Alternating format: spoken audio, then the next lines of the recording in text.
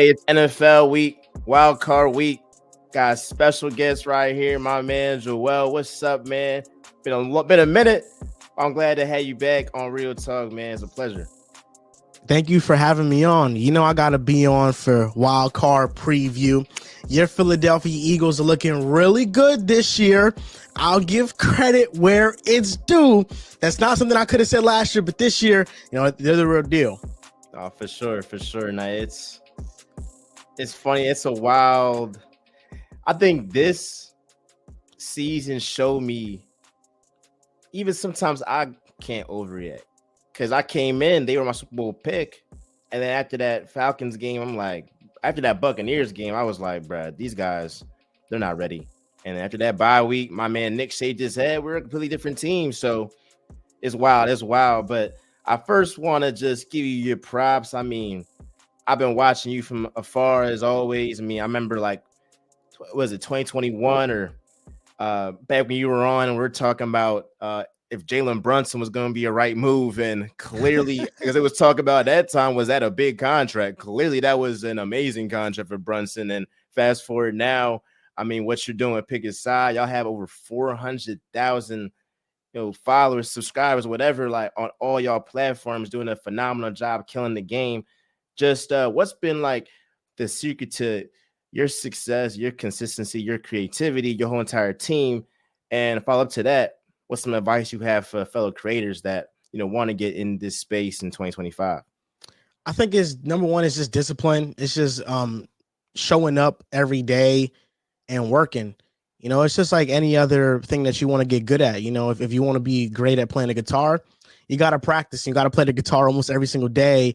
And eventually, instead of just hitting a couple chords, you're playing full on songs and you're able to do that. So I think with just the sports content space, it's about not being afraid to voice your opinion, because we all got opinions on things. And there are some people that they're afraid to voice how they really feel because of the backlash they might get. And there are some that have capitalized off that, like me, who will say however the hell I feel, and whether it's wrong or right, it doesn't really matter. That's how I feel at the moment. And then it's just a team, pick a side. We got a great team now. We've been able to build out with like a group of editors and designers. And of course, my co-hosts that we got, that they show up for the shows. And it's just that consistency that we've been able to build. And my advice for creators would just be, if you're trying to go into it with the team, make sure you got the right team. That's number one. If you're doing it solo, make sure you are the right team. Make sure you're doing everything that it takes to get your content out there, whether that's recording is the most important part, but then it's editing those clips, it's putting it on TikTok, it's putting those segments on YouTube. It's just trying to have as much exposure on your brand and what you're doing as much as possible. And I think I got very fortunate when I came into the industry like early in 2021, 2020, because nobody was really doing it like that. And there was people that were around, but now I feel like there's athlete podcasts and there's just so many different podcasts. Like, it's becoming so saturated. So, that was a cool little head start. So it's just about continuing to build what we got right now. I fully agree. I mean, I started Real Talk in July 2020. At first, it was strictly audio, and then use that unemployment money to get a camera, to get all the necessary equipment. Was on. I was a YouTube University. I'm a Morehouse grad, but I was a YouTube University student before that, and just learned how to edit and able to have a team. But it was also like I had to learn how to edit and create graphics myself, because how can I tell you what to do if I can't even do it myself? And so I'll just reiterate everything you're saying. Creativity and consistency. If you have both of those, like, it's no way you lose in this space. So that's great to share there. Now it's wild card weekend. We got some marquee games: Commanders, Bucks, Eagles, Packers. My man Hurts is back in practice. I'm gonna make a video on that separately. I cannot wait to talk about that. Chargers, Texans. Seems like every time the Texans play in the playoffs, they're that earlier game on Saturday. NFL is like, hey, just put them in the beginning. So we'll first just go down the list of all the wild card games. Start off with the Texans and Chargers. Who you got for that game, bro? I'm going with the better quarterback. I'm going with the offense that I trust more. and that's the Chargers. I think the Texans have looked lifeless this year.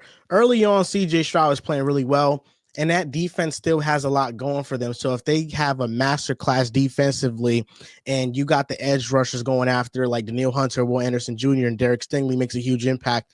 I don't think he's going to follow Ladd McConkey because he's been strictly an outside corner this year. Really hasn't moved around in the slot. And Ladd McConkey, that's where he does most of his damage. I can see the Texans maybe winning, but I just don't trust that offense to generate consistent drives. Whenever CJ Stroud is blitzed, there's usually nothing open down the field. Pressure usually gets to him quick. He's one of the most quickly pressured quarterbacks in the NFL. And the Chargers, their defense is great. Their offense is playing really well. And I think Herbert wins his first playoff game. I know you're not a big fan of Herbert. Yeah. Mr. Overrated over here. Overrated. I mean, can't agree with that. And so I see where Herbert, I'm like, all right, like discourse with him. I get annoyed when it's like some of these guys, they're so talented. And a lot of guys are talented in the NBA. There's some guys that are tremendously talented, but when the game on the line, have they delivered? We haven't seen that yet. So I see that where Herbert, now the argument to that is he's young and it's fluid. And like Peyton Manning wasn't a winner from the gate. And then you look back at his career and he got 2 chips and all these stats. And it's like, not only was he talented, but he also has the rings to prove it. So it always can change. I think him getting a guy in Jim Harbaugh who, I mean, you look at what the Bears got going on. It's like if y'all weren't, being cheap, and you should Kevin Warren, Ryan Poles, y'all should have got that guy and would have changed your franchise. He's a franchise changer. But I'm looking at this Chargers team. I got them too, bro. I got them too, and their red zone defense, number 1 in the league. That's the biggest key for them. Like, and not only that, but we've seen this guy CJ Stroud like really regress. I mean, against the Ravens defense has been playing better. And Ravens Texans game, they've been playing better, but it's just flat out missing guys. He's not all the way there yet. I know he's had some injuries, whether it was early in the season with Nico Collins and then with Tank Dell. And we saw that Tank Dell before he got injured in that Chiefs game. He was cooking. He goes out. That offense is anemic. And so the Chargers are going into it like, as long as we can just stop the run with Joe Mixon, it's gonna be light. So I definitely see that. And you were right about a couple weeks ago, you posted something about Ladd McConkey and saying like, he's really up there with the wide receivers. And I was like, like it's looking good right now. And I gotta give you credit. Ladd is going crazy, and I love the way that Jim Harbaugh is transforming that offense as well, saying like, hey, we could have drafted Brian Thomas Jr. and we could have pulled like a Bengals drafting Jamar Chase with Joe Burrow type of situation. But he went old school. He said, I'm going to draft Joel. I'm going to build this O-line and then going to end up getting a stud, in Ladd McConkey later on in the draft. And it all worked out for them there. So I got the Chargers and Justin Herbert getting their first win. I'm with you there. Yeah. Next game, I guess on Saturday, that's Ravens Steelers. I'll go first. I think something to monitor is obviously like Zay Flowers' injury. And there could be an argument as to should he have played and all that stuff. It could be an argument. I know the Ravens still wanted to go win that division. So that's fair. And kind of football happens, it is what it is. But I think that's something to definitely monitor there. All it is just give the ball to Derrick Henry. Get the ball to Derrick Henry. And we saw that, look, first half, he might not go crazy. Same thing with Saquon Barkley. Like, feed him in the first half. He's going to break down the defense. He might have 40, 50 rushing yards and pedestrian for his standards. But, later on in the game, his stamina is so elite that he'll end up going for a huge fourth quarter, a huge second half. And that's what Saquon's done. That's what Derrick Henry has done. And so I feel like if John Harbaugh doesn't get out his own way and leans into Derrick Henry and says, we're going to live and die by this guy. And obviously Lamar Jackson phenomenal season. I feel like it's if they stick to the run, then this should be a comfortable Ravens win. But there's also another layer to it when you talk about pressure for quarterbacks, and Lamar's under a lot of pressure. What you like in this game? Nah, I mean, I agree with the pressure part, and I like the Ravens pretty comfortably in this game. I think this is going to be the biggest blowout of the wild card slate.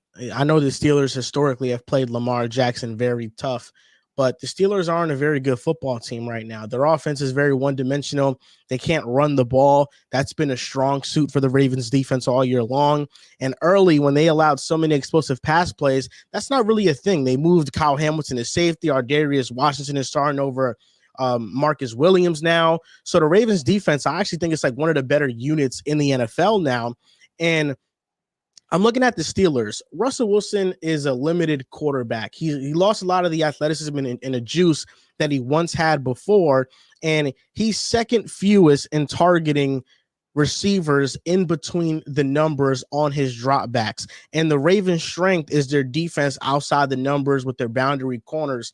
So I look at this matchup, and I just struggle to see the Steelers generating any offense. George Pickens, who was their best offensive player, it feels like he's in a bit of a mental fog. They can't run the ball. The offensive line is shaky.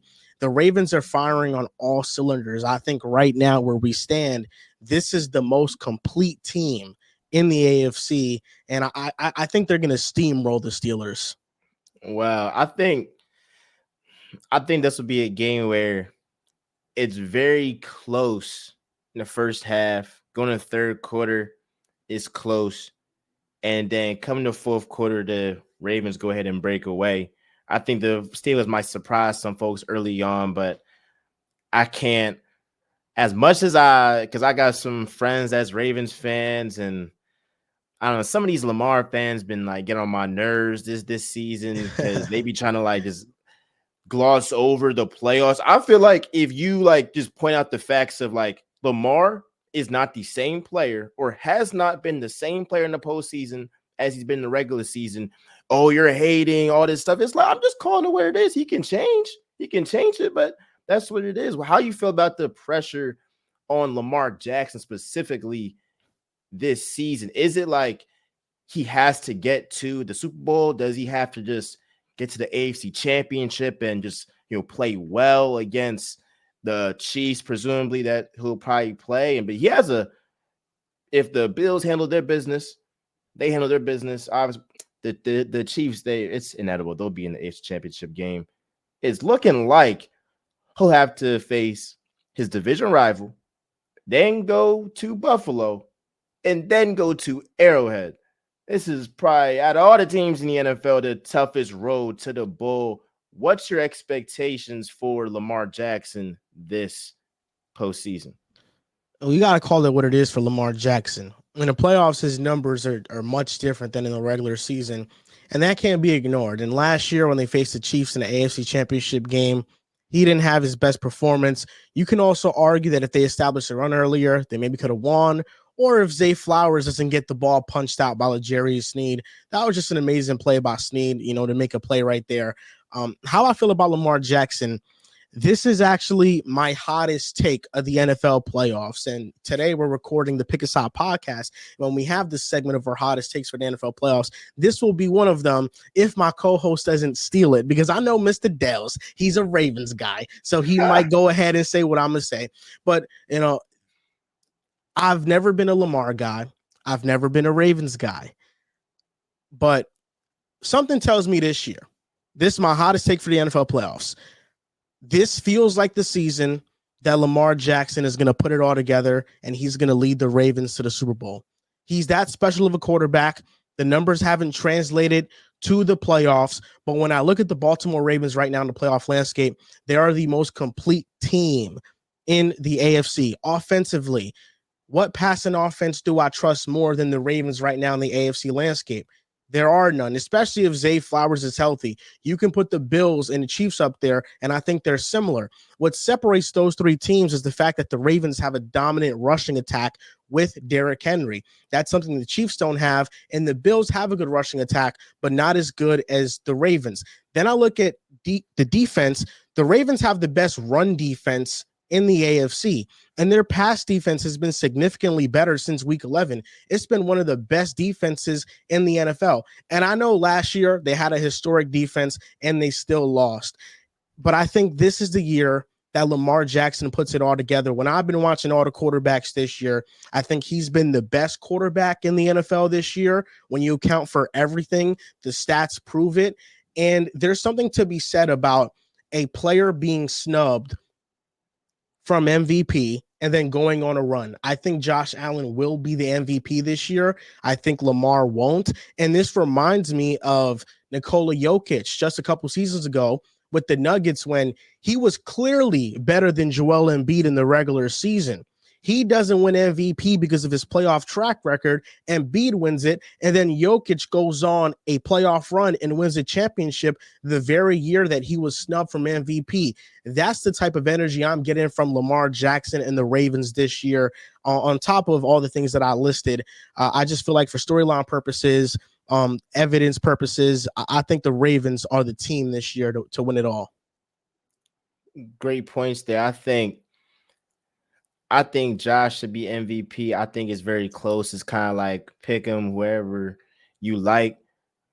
Interesting last season. It's I've gotten arguments with like my friends about this because they're like, oh, this narrative against Josh Allen. That's only why I'm like, no, it's pretty consistent in terms of what the voters see is what they see in December. So last season, when Lamar Jackson went ahead and beat the 49ers when they were the hottest team in football in December, that is what the voters had freshest in their mind, and that played into the voting, even though he didn't have the best stats. And then we saw this season, you have Josh Allen have that crazy run against the Chiefs and beat them, basically give them their only loss this season outside of that throwaway game against the Broncos. And then you saw what he did against the Rams, 6 TDs, never been done, 3 passing, 3 rushing.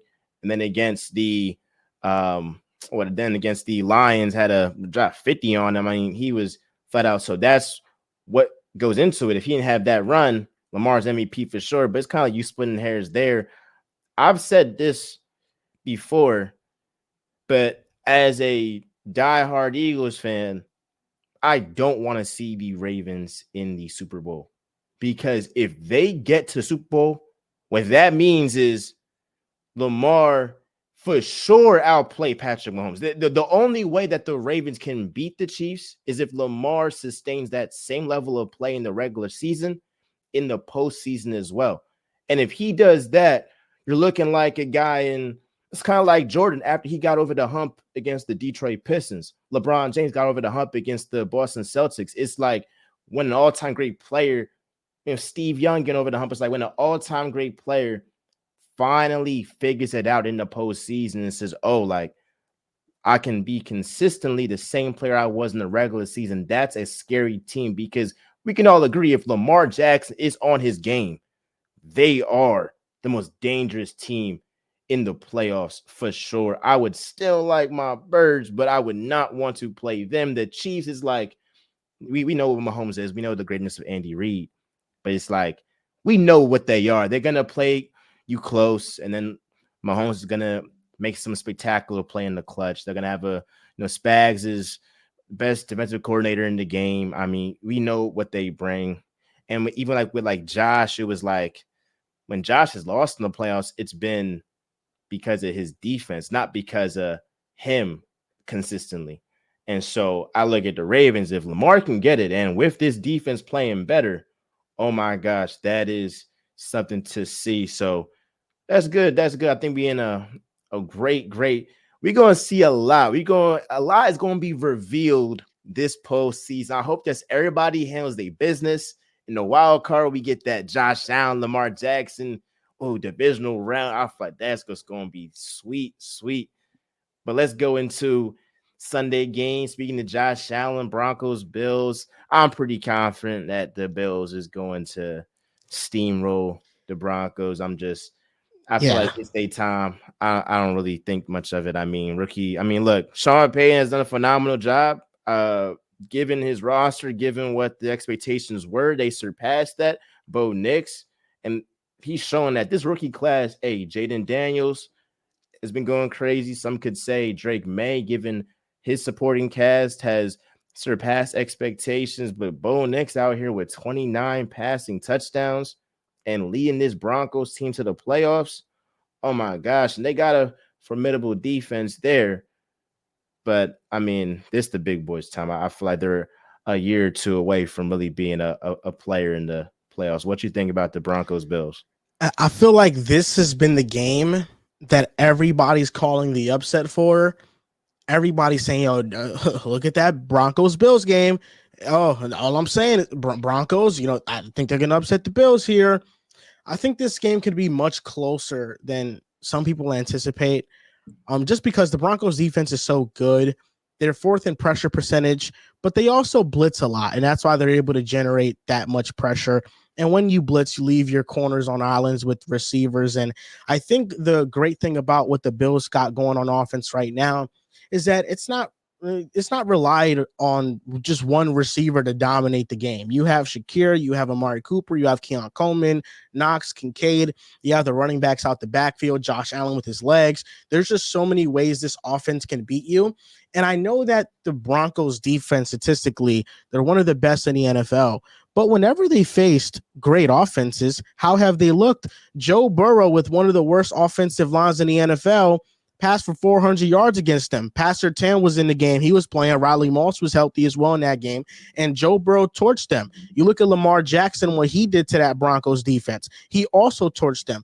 What Justin Herbert did in the second half of the primetime Thursday night football game, what he did, and he doesn't have the weapons that Josh Allen has. He doesn't have the offensive line that Josh Allen has. So I feel like in order to pick the Broncos to win this game, you are assuming that Josh Allen is going to play bad. I Right. don't know if I can say Josh Allen is going to play bad based on all of the other quarterbacks that I've seen play really well against this defense. This defense is great.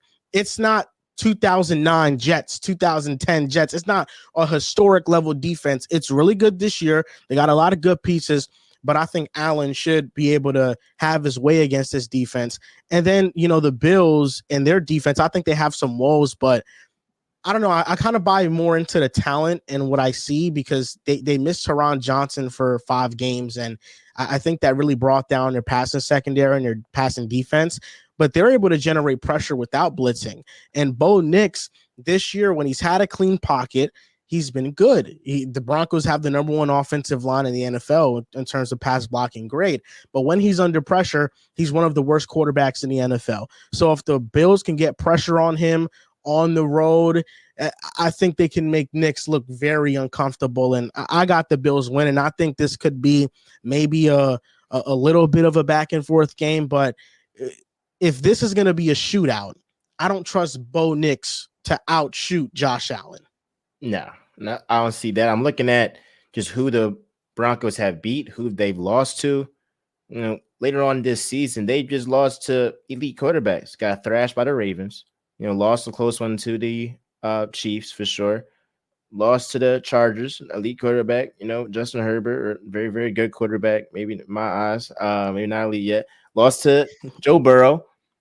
I mean, got had wins against the Falcons with Kirk, Raiders, and I mean, hey, Jameis Winston and the Browns went crazy. I mean, we saw what Jerry Jeudy did, and so my prediction is I see Amari Cooper wake up this playoffs. I like Amari Cooper to go crazy this playoffs. He had a good game against the Jets when they blew out your team there, had a phenomenal catch there. So they traded him for this reason, for a deep playoff run, not just a deep playoff run to get to the Super Bowl, to beat Patrick Mahomes, to beat Lamar Jackson, and to do something that they haven't done in the Josh Allen era. So I'm suspecting Amari Cooper. And looking at this Broncos passing defense, they're ranked 19th. They're ranked 19th. The Russian defense is elite. And Pastor Tan is one of the best, if not the best corner in the game. But that's one guy. That's one guy. I like Josh. I like an elite quarterback. Let's get into the 4:30 game. I got a lot to say on it. I feel like it's going to be a blowout. Eagles, Packers. I feel like the loss of Christian Watson is very similar. It's not the same because Jordan Love is better than Russell Wilson, and I think the Packers' overall offense is better, much better than the Steelers. But the type of impact that Christian Watson has, I think, is very similar to the impact of George Pickens in terms of Christian Watson as a deep threat. He's averaging 21 yards per reception, 21 yards. So him being out for the season, that forces, you know, Romeo Dobbs, Dontavian Wicks, Jaden Reed to play out of body against the best passing defense in the league. Not the middle of the pack defense, not that 31st ranked defense with James Bradbury last year that we knew just couldn't stop a parked car. We're talking about the number one ranked passing defense. It's not the same Eagles defense they saw week one with Avonte Maddox in the slot, with Cooper DeJean. He was injured and he wasn't inserted in the lineup yet. I feel like this team on defense is clicking on all cylinders. I know you've been praising Zach Bond and his presence, and he's been the first Eagles linebacker to make the Pro Bowl since Jeremiah Trotter Sr. I mean, he's been a revelation. Obviously, this offense, when A.J. Brown, Devontae Smith, and Jalen Hurts play, I mean, it's game over. It's game over, and you didn't even talk about Saquon Barkley, 2K rushing and was off a bye week, basically. So I feel like it's not going to be close. I'm going to be at the game with my pops, but that's my spill, and I feel like the Eagles cruise to a W in the wild card. As much as I'd like to say the Packers can win this one, and I think, there's a chance they can, but I think a lot of things would need to break their way. The number one most important thing is that Jordan Love needs to play a flawless game. I think that's number one. If the Packers want to win this game, Jordan Love has to play like he played against the Cowboys last year in the wild card playoff game. And you know what? Jordan Love, that's when he shines. That's when he's a demon. That's when he's at his best. So I don't want to sleep on Jordan Love here, but Christian Watson not being in the lineup, it just makes every receiver now play out of position. One of them now is used to be the deep threat. Is that going to be Jaden Reed? He has the most speed. Dontavian Wicks, Romeo Dobbs, they aren't necessarily burners, so it kind of forces them to play Bo Melton a little bit more. Christian Watson means so much to their offense, and then they don't have Jair Alexander, and you're trusting young corners to stay with A.J. Brown and Devontae Smith. I look at the Eagles right now, and we talked about, the quarterback with the most pressure with Lamar Jackson. He's a two-time MVP winner, so he has the most pressure to get over the hump. But no team this playoff round is as talented as the Eagles. The Eagles are the most talented team in football. And if they don't win the Super Bowl, we're looking at one position. It's the quarterback. If Jalen Hurts plays to Jalen Hurts level, the Eagles should win. Not just this game, but the Super Bowl. If he's anything below that, if he's up and down like he has been this season, then it can cost the Eagles in one of these games. But they should be able to run the ball on Green Bay, even though they have been a good run defense. But the Eagles' offensive line, they could run on anybody. They should be able to pass the ball. And the Packers right now, they rank 30th against cover 6. And Vic Fangio and the Eagles, they play cover 6 the most of any defense in the NFL. They just like to blanket things over the top and keep everything underneath. And sometimes Jordan Love gets a little bit greedy down the field. So I think that the Eagles should win this one. And it starts with a trench play. Jalen Carter, Milton Williams, the defensive line, those edge rushers, their offensive line, they have such a huge advantage on both those sides against any team that they're going to play. 100%. I agree. And I saw this street interview, and this leads to one of the topics we'll talk about. Where QBs under pressure, coaches under pressure, coaches and quarterbacks under pressure. They're basically asking Eagles fans, if the Eagles weren't to win the whole thing, who would be the number one person to blame? It was split between Sirianni and Hurts.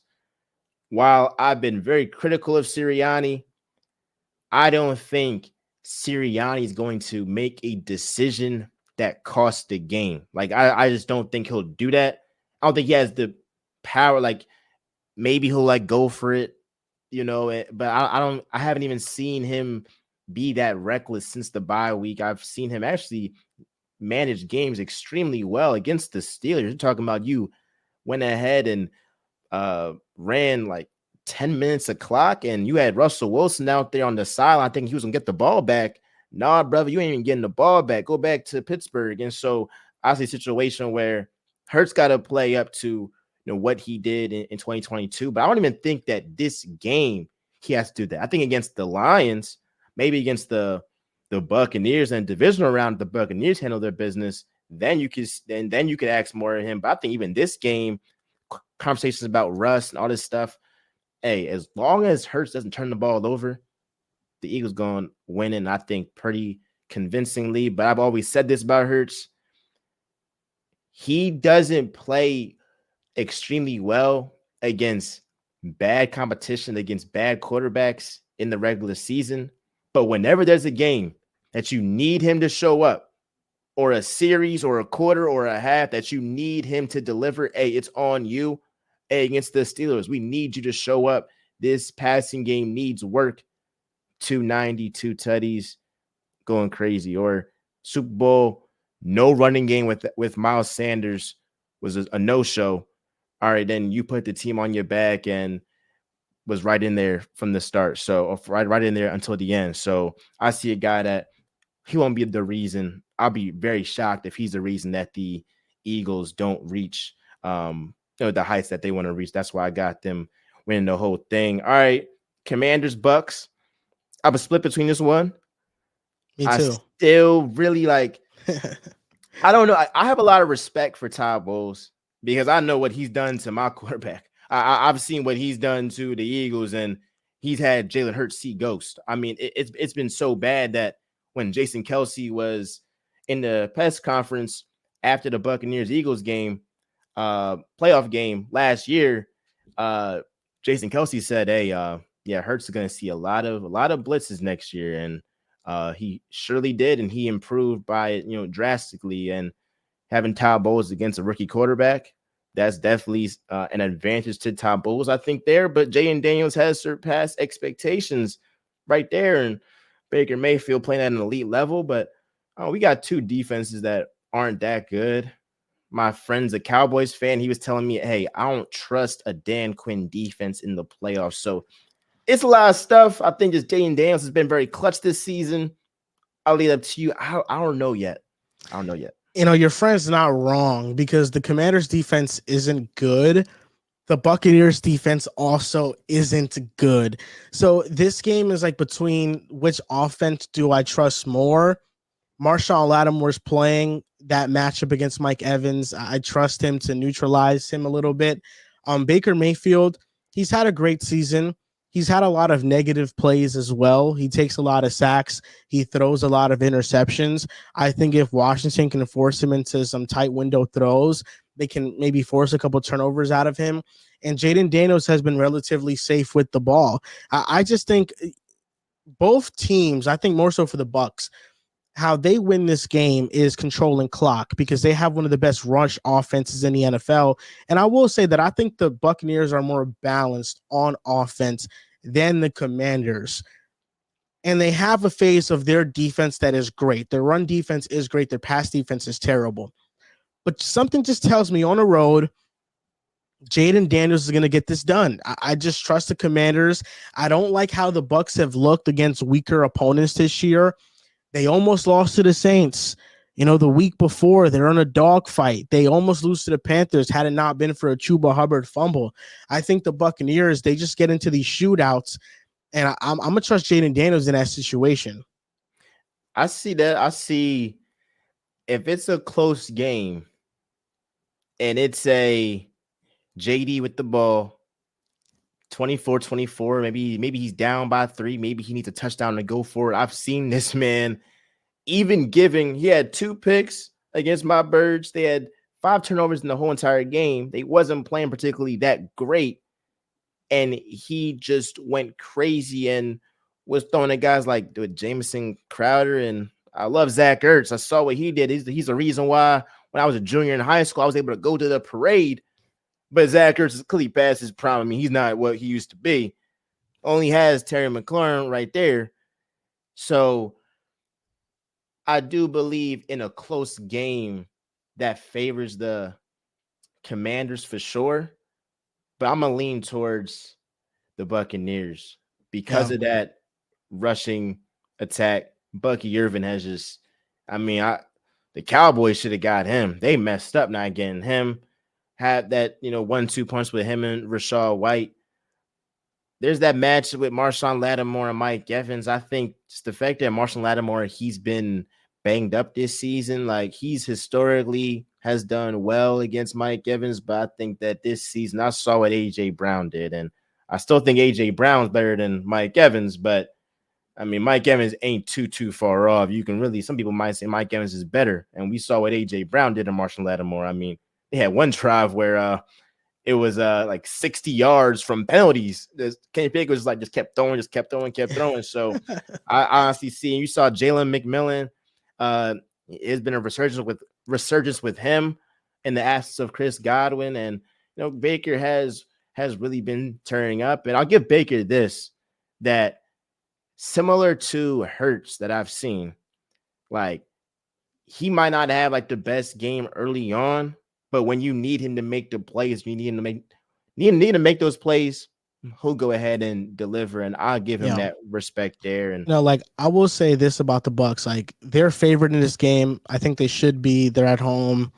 Their offensive line is genuinely elite. They have one of the best offensive lines in football, and they have a better shot at controlling the pace and the clock of the game than the Commanders do because of that. I think the Commanders, Jaden Daniels, if he gets blitzed or he gets pressured, there can be some up and downness with the offense. But Jaden Daniels has been second in QBR against the blitz this year. So if Todd Bowles is taking those risks, he loves to blitz, and he's leaving McLaurin on an island with Jamel Dean or Zion McCullum, that can generate a lot of explosive plays.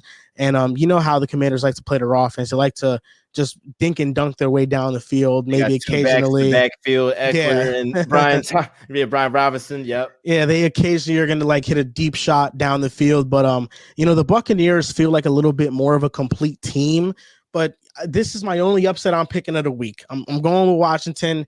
I think this feels very reminiscent of last year with CJ Stroud getting his first win as a rookie quarterback in the playoffs. Interesting. Well, speaking of only upset, my only upset is the Rams, and they might be like a slight underdog, and they might change. I think they'll probably still be a slight underdog over the Vikings, but you got Monday Night Football, Vikings, Rams, Sam Darnold, Matthew Stafford. We know in that first meeting, the Rams kind of like shocked the world and beat the Vikings 30-20. I've been on record saying I think Sam Darnold's a fraud. I think that he's done a very good job this season, and he has surpassed expectations. But, and you made a point about this too, which I really like in one of your videos, but it's a difference with how quarterbacks play with expectations. It's a big difference. You saw earlier this season, there wasn't expectations for the Vikings to do anything. Sam Darnold's balling out. Then we see against the Lions, everybody and their mom thought that it was going to be a shootout. I mean, we check my FanDuel tickets, I thought it was going to be a shootout. And so you're looking at a situation that everybody thought the Lions defense this whole entire month of December last month was like the worst defense in the league. You got Jettas, you got Jordan Addison. The only hope that the Lions have is to blitz, and you're at the mercy of, one of the best wide receiver duos in man-to-man coverage. And so I'm looking at a situation that there was a lot of expectations for Sam Darnold to show up that game. He didn't show up. Man, I got to give credit to Aaron Glenn. Again, he had, off that performance alone, he'll get a head coaching job, I believe. Off that performance alone, I mean, that was masterful. But Sam Darnold had a lot of misses that game where it was like, oh, was the stage too big for him? And so I look at this.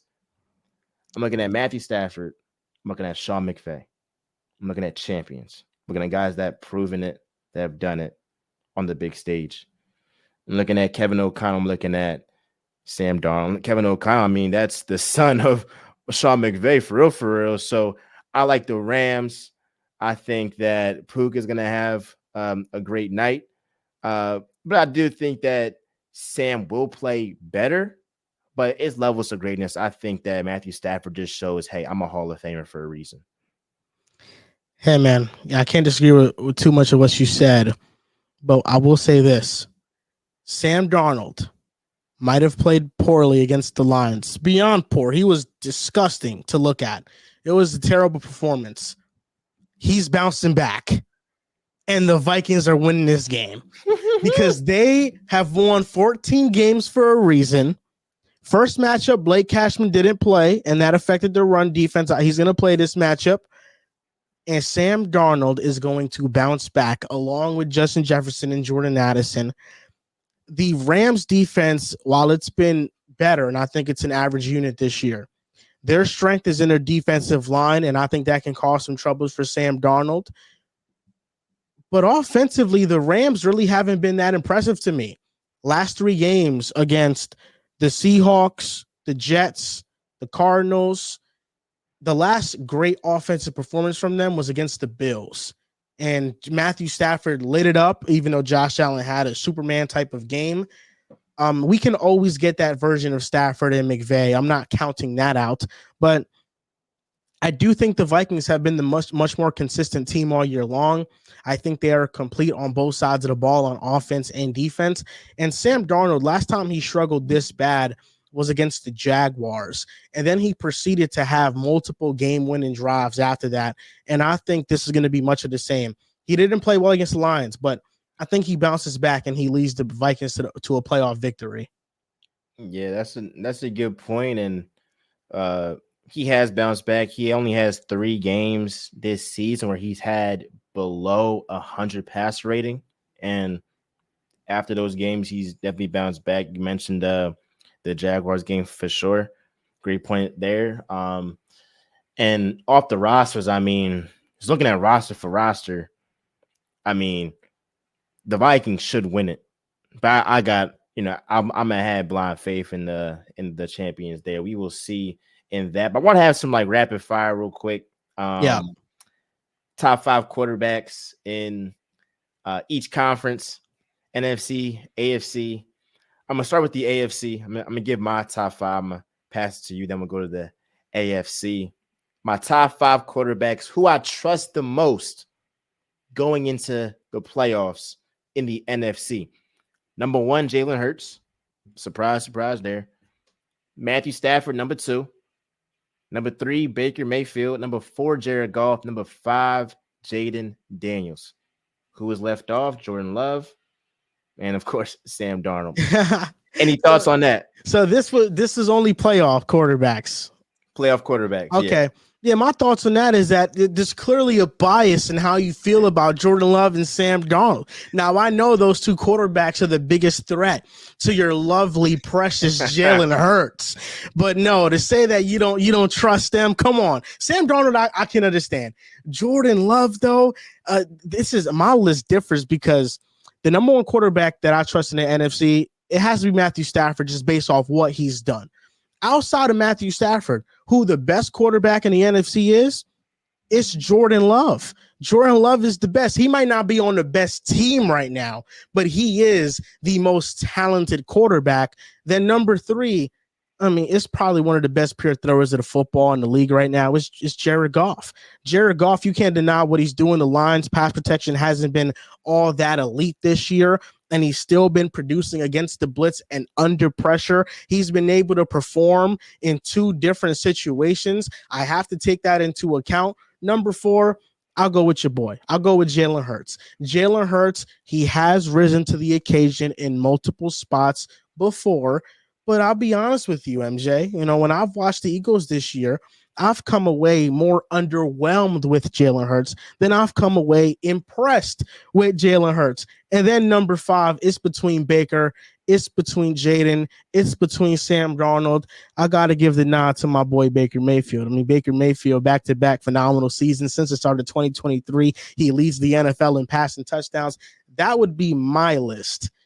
But I understand Jalen Hurts being number 1 for you. Interesting. I mean, look, I see a guy that when you need to make a play, when you need to win the game, I'm not talking about the passing yards. I'm not talking about, all right, 3 touchdowns, 3, 4 touchdowns. I'm talking about winning the game. You see it. You saw against the Ravens. Lamar had a better statistical game, but when he was down, Hurts down 9 points, he had 2 touchdowns in that second quarter. And ultimately, then it came with Saquon Barkley closing the game out with that 25-yard run. And that was basically all she wrote there. So I see my man, he might not have the best stats, but he gonna make the winning play. That's the asterisk with Hurts. Not the best stats, but makes winning plays. I mean, he has the team that puts him in a position to do those things. That's the thing. Jordan Love is down 2 touchdowns in the fourth quarter, and he has to, will his team back. But now listen, we'll see this playoff year. Like I said, the Eagles are the best team roster wise. Now I'll be fair to Hurts.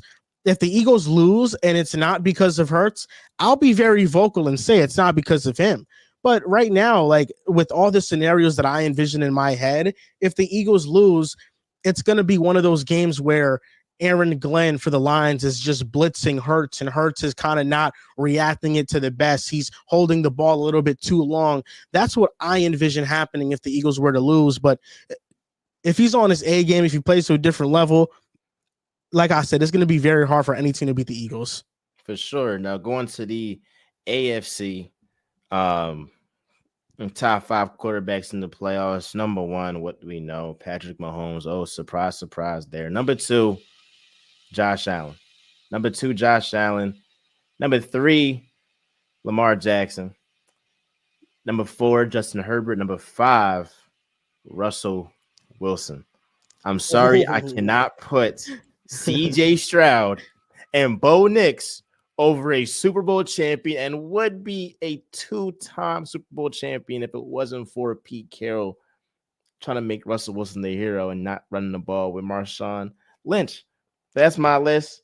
Mahomes 1, Allen 2, Jackson 3, Herbert 4, Wilson 5. Thoughts on that and who you got? I have the same list as you, but Russell Wilson, I would take him out for CJ Stroud. I know that the Texans, their offense sucks this year, but I really feel like it's been because of everything that hasn't been CJ Stroud. Now, he's had his moments for sure.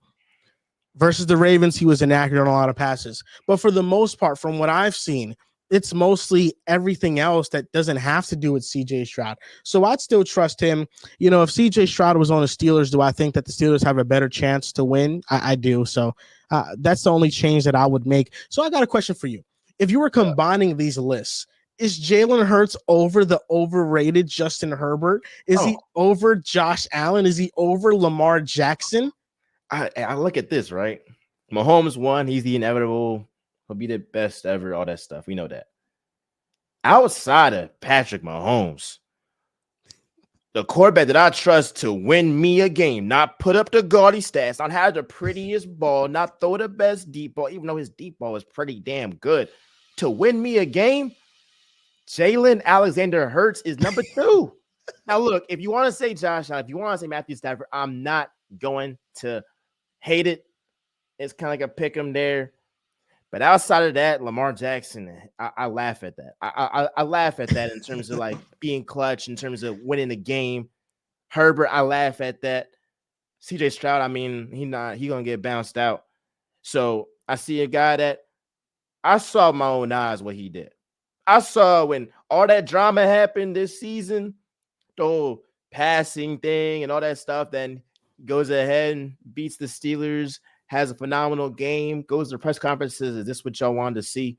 Yeah, that's what I wanted to see. And that's what everybody else wanted to see.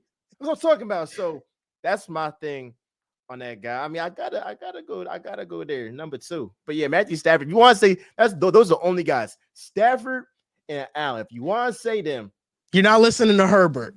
Nah. What do you see in Herbert? No, Herbo. Like, what do you see in Herbert? Like, what I see in Justin Herbert is one of the few quarterbacks that can play as well as he played this season with his supporting cast. When Jalen Hurts didn't have A.J. Brown and Devontae Smith versus the Buccaneers, everybody said, look what he's playing with. I mean, Ladd McConkey broke out as a rookie receiver. Did you know Quentin Johnson has 700 receiving yards this year? He had more receiving yards than Cooper Kupp this year. Justin Herbert was able to make Will Dissly, Stone Smart, Quentin Johnson valuable receiving targets. Lad McConkey's a stud and he's a star, so I'm not going to disrespect him. I think he's going to be a star. The offensive line is good in the tackle spots, but the interior offensive line is not very good at all. Their running game is inconsistent. Herbert has an inconsistent running game, an inconsistent offensive line. And if we're measuring the pass catching groups of every quarterback in the NFL's, his is going to fall near the bottom of the leagues. And by the way, his offensive coordinator is Greg Roman, the offensive coordinator that made us believe that Lamar Jackson wasn't as gifted as a passer as he was. So when I look at Justin Herbert, I see what he's able to do with his supporting cast. In his second season, he threw for 5,000 yards in the NFL. You give him a supporting cast, even if it comes with a bad offensive line, he's going to still produce. And that's what I see in Herbert. Like I think if Herbert was on the Eagles, there's the odds, the Vegas odds. He put up better stats. He do that. He put up better stats. He would do that. I'll give him that. But I don't know if like you need that game winning play. But I hear what you're saying. My thing is people forget sometimes that the Eagles in 2021, when they were projected to win like 3-4 games, made the playoffs without A.J. Brown. Then A.J. Brown joins the squad, has back-to-back 1,400-yard seasons. And you have a great point with what Herbert is doing without help. I would say this too, might be a little bit off topic, but I see a guy in Joe Burrow. He has amazing weapons. I don't hear people say, "Oh, well, he has these amazing weapons." Like, I'm like, damn. I'm like, so why when Purdy or when Hurts, they got great weapons? Oh, it's look at their weapons. Well, what has Joe Burrow done without Jamar Chase? If we want to say that, and that was offensive. He's been excellent. You feel me? Joe Burrow last year without Jamar Chase, T. Higgins played in his place. He was on pace for 1,500 yards, and T. Higgins is phenomenal. And I agree. Burrow has great receivers, and if you want to knock him down for having great receivers, then I can understand at least the being consistent about it. But the Bengals offensive line is nowhere near the Eagles offensive line. The Bengals offensive line is one of the worst in the NFL. You know, like Jalen Hurts already holds the ball for far too long. If he's holding the ball behind a bad offensive line, things could get ugly. Joe Burrow, is behind a bad offensive line. He led a bad offensive line to the Super Bowl. It was honestly, you look at the Super Bowl team for the Bengals, you look at their offensive line, that's probably one of the weakest offensive lines that we've ever seen a quarterback lead to a Super Bowl. And the run game has always been inconsistent. Like this year, yeah, Chase Brown has been good, but the Bengals can't run the ball. The 49ers last year, at least with CMC, they were able to run the ball. They had a historic rush offense. The Eagles are able to run the ball. If you have a great offensive line, you're able to run the ball. It takes so much pressure off your quarterback. And those are two things that Burrow doesn't have. No, I'll give you that with what he's able to do without a great offensive line. I can't argue that. I just look at the discourse of like, it's more like, the discourse of, Burrow should be MVP. It's like, nah, come on, bro. Like, I like Josh. If you want to go by stats, I think Lamar clears, and I don't frankly think it's close in that. You think Lamar's MVP this year? I think I like Josh Allen, but if you want to go by just stats, then it's Lamar, and it frankly isn't close. But I look at like, all right, what you have done. This man has 2 Pro Bowlers, including himself. Only one guy on his offensive line with Deion Dawkins. Everybody else, Shakir, Amari Cooper ain't what he used to be. James Cook has had a great year, touchdowns, all that. But I don't even think he's over 1,000 yards. He might have just passed that in that last game. But ultimately, like the weapons that he's had having to overcome that and win the division, I think the only argument there could be, well, the AFC East is so bad and the AFC North is better. And that's a valid argument there. But I think in terms of doing more with less, I'll give that to Josh. But last topic, well, 2 Johns, make it quick. Got your pod, all that. Top 5 quarterbacks with the most pressure most pressure. I'm gonna go quick in the NFC. I'm make it all get my little reason real quick, but number one, Sam Darnold. One Sam Darnold, two Jalen Hurts, three Jared Goff, four Baker Mayfield, and five Matthew Stafford. I don't really know who to put at five. It's like, all right, like I'll put him at five. Yeah. But I see where like the reason why I had Sam Darnold at one is because if he has a terrible game, I think in terms of which team he goes to and how much money he gets, he's the most affected. Like Hurts can have a bad, if let's say the worst case scenario, they lose against the Packers and he has multiple picks, multiple turnovers, and he's just bad. Yeah, media wise, they're gonna crush him. I'm gonna have to crush him, and unfortunately, I will have to do that. But he's still signed 250 mil. He's going back to Philly. Versus with Sam Darnold, it's like if he really craps the bed, it's like, yeah, you won 14 games, but maybe at best case scenario, you might get franchise tag. I don't know if you're going to get a long-term deal. The Vikings might be like, you know what, let's just go with JJ McCarthy. We feel like he could do more with all these weapons than Sam Darnold. So that's my reasoning. Jared Goff, I think with the Lions not having that great of a defense, that kind of like lowers expectations out a little bit. But this is expectations because you're number one seed, and God forbid if they lose in that divisional round, that would be bad for him. And Baker's like if you lose to a Jaden Daniels rookie quarterback, because you got more expect. Baker isn't playing with house money like he did last postseason. Now it's more expectations now, bro. But he ain't at the top. And then Matthew Stafford's kind of like, hey, I mean, you a champion. It might be some expectations, but I just put that there. Yeah, I think your list is valid. It's weird because I think in the NFC there's not a lot of quarterbacks with expectations because Jared Goff has an excuse because of the defense and the injuries that the Lions have. Baker Mayfield, it's like, I get why he can have pressure. Matthew Stafford is a champion, like you mentioned. Number one, I think just perception wise, I would go with Jalen Hurts because if Darnold stinks to bed, people are just going to say, that's Sam Darnold. What did you expect? It's who he is. It's who he's always been. With Jalen Hurts, I think we're expecting him to be an elevator. And if he doesn't prove it this year, I think the perception around him changes drastically. I'd put Hurts at one. Two would be Darnold because he does have a lot to lose financially. So he'd easily be number two for me. Number three, I'd go with Jordan Love. I think Jordan Love hasn't had the third or the sophomore season that we thought he was going to have because, last year it was his first season starting, technically sophomore season. I know he's not in the second year, but Jordan Love hasn't had that type of season. He's been more erratic with the football. He hasn't taken sacks, which is great, but it feels like the play calling has been limited this year, and we don't know if that's because Matt LaFleur doesn't trust him much or Matt LaFleur just isn't doing a very good job calling plays this year. Mm-hmm. So I would go with Jordan Love 3.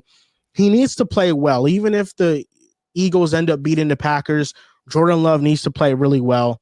Number 4, I'll go with Jared Goff. And then number 5, I'll go with Baker Mayfield. I like that, I agree. Like Hurts and Darnold, 1-2, whatever you want to pick him there. AFC,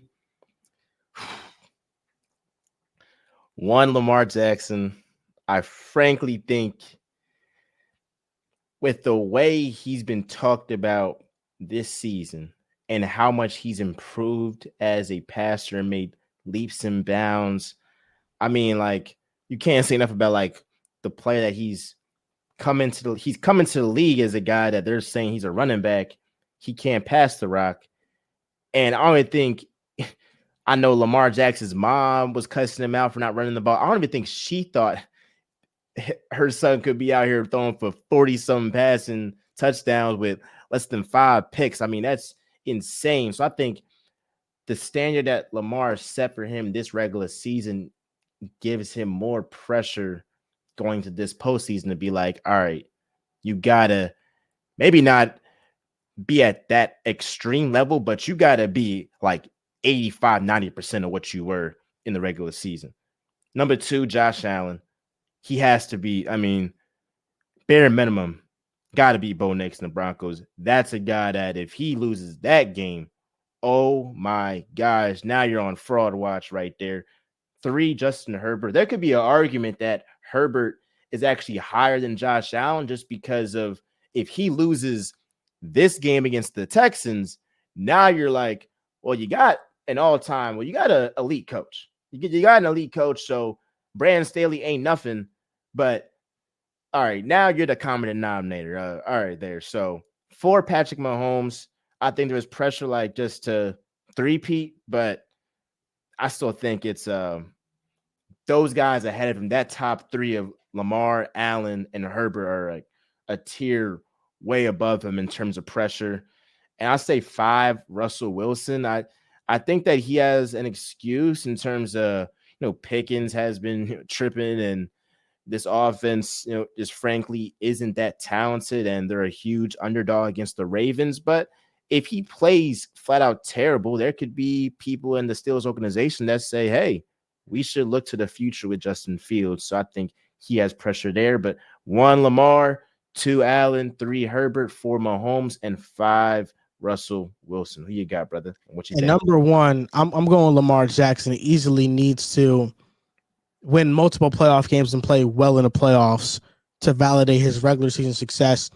Number 2, Josh Allen. It's Super Bowl or bust for the Bills. That's what it is. Number 3, Justin Herbert. He needs to win a playoff game. That's the biggest narrative and knock against him right now. He has to win in the playoffs. Number 4, I'm going to go with Russell Wilson. If he doesn't play well, I don't think he's going to start for any team next year. I think this is Russell Wilson's last shot as a starter, and we have seen the wheels fall off in the second half of the season. If he does not play well, I think he's not going to be a starter for any team next season unless they're very desperate. And number 5 is CJ Stroud. All of the sophomore year struggles can be excused if he goes out and has a phenomenal playoff game. But if he plays poorly, once again, it's more fuel to the fire of, okay, did this guy just have a magical rookie year? Is he really not that good? And it's going to add a lot of fuel to that. For sure. For sure. That's a great list right there. And man, appreciate you hopping on. Thank you. For sure. My last question is my man, Nick Sirianni. He's one, I guess he's my man now. Before that, really after that Browns game, I was crashing out because I saw him go at fans and I was like, what the hell are you doing? There's been talk amongst Eagles fans that if Sirianni, if the Eagles get knocked out early, that Sirianni should be on the hot seat.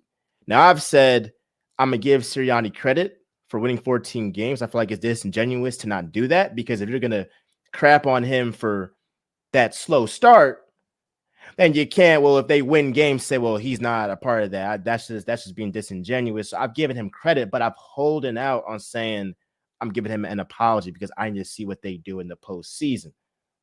What do you think the Eagles should do? Worst case scenario, they lose to the Packers and they have an early first round exit. Should they let go of Nick Sirianni? Yeah, I think it's over. The most disappointing unit has been the offense this year, the passing offense. The rushing offense has been great. The passing offense has been inconsistent. They've gotten off to slow starts. That could be another coordinator change, but do you trust Sirianni with another offensive coordinator change? I don't think you do. I think you fire Nick Sirianni and you go big game hunting for one of the great OCs on the market like Ben Johnson and see where that gets you, because Sirianni, even though he has a great record, the standard for the Eagles has been elevated now. And if there's an early playoff exit, if they lose in a wild card round, there's just simply no excuse to lose in the wild card round. And I think he's gone. 100%. I agree with that. And that's why I'm like, I will fully apologize to him if the Eagles win the bowl.